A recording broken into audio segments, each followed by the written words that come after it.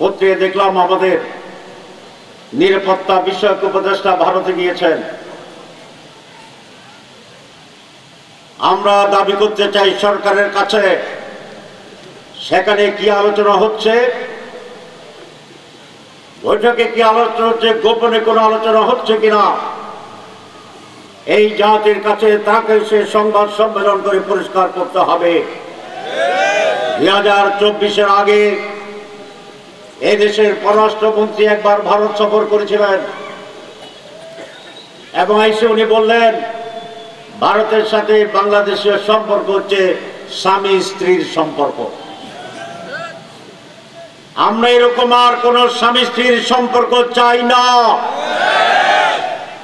জীবন এবং রক্ত দিয়ে বাংলাদেশের মানুষ ভারতীয় আধিপত্যবাদকে এই দেশ থেকে তাড়িয়েছে।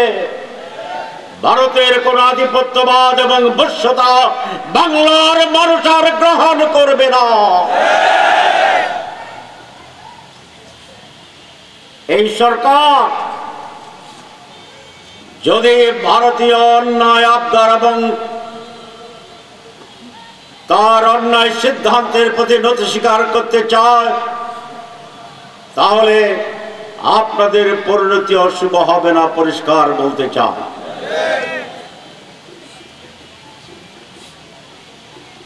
আজ বাংলাদেশের মানুষের ভিতরে ব্যাপক রুচির পরিবর্তন হয়েছে আলহামদুলিল্লাহ। এদেশের মানুষ প্রতিবাদ করতে শিখেছে, বিশেষ করে যুবকেরার পচা পুরনো অসৎ যুক্তিহীন অকার্যকর কোন মতবাদ এবং স্লোগানকে গ্রহণ করতে রাজি নয়।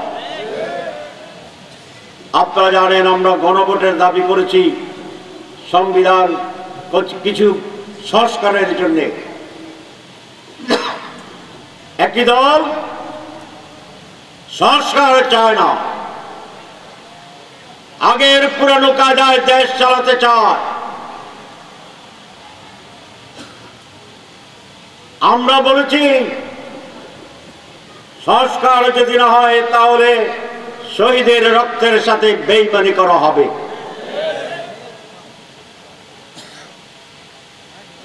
এবং সেই জন্য আমরা গণভোটের কথা বলেছি। গণভোট সরকার বলেছে কিন্তু পেস লাগাই দিছে। সেটা হচ্ছে গণভোট এবং জাতীয় নির্বাচন একসাথে হবে তারা বলেছে। আসলে দুটো এক জিনিস নয়। জাতীয় নির্বাচন হচ্ছে রাষ্ট্র এবং দেশ পরিচালনার জন্য মানুষ কাকে ম্যান্ডেট দিবে তার একটি নির্বাচন। আর গণভোট হচ্ছে আমরা যে সংস্কারের প্রস্তাব করেছি সেই সংস্কারগুলো গৃহীত হবে কি হবে না তার একটি গণম্যান্ডেট, রেফারেন্ডাম।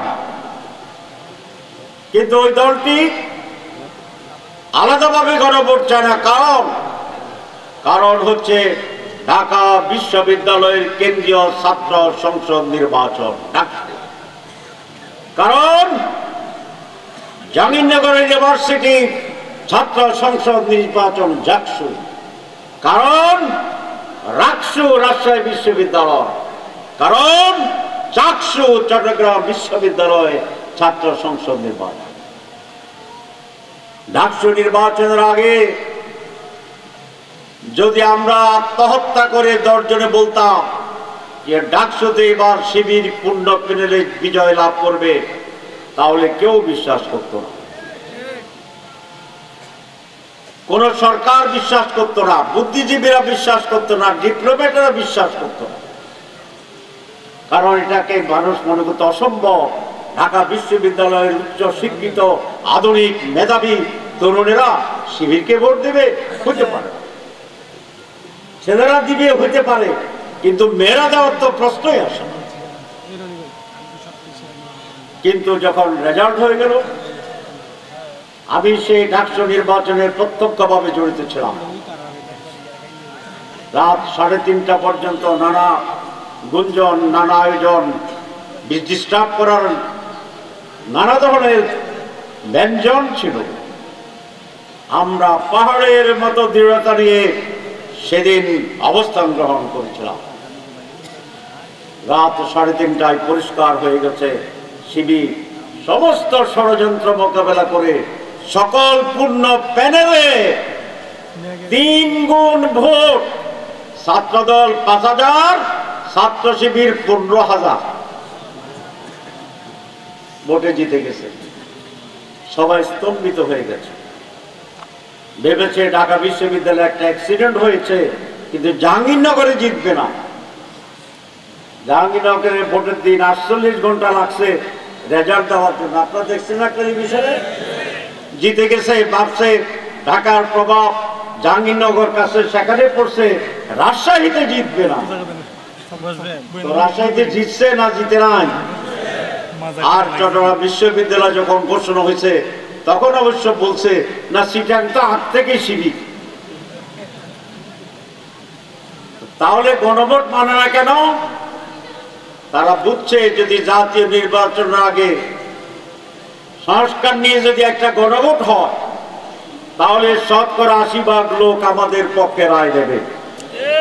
তাহলে জাতীয় নির্বাচনের আগে যদি 80% আবার আমাদের দিকে চলে আসে তাহলে জাতীয় নির্বাচনের রায় বোঝা যায় না। সেই জন্য বলছে যে একদিনের না হলে জীবনেও মানিব না।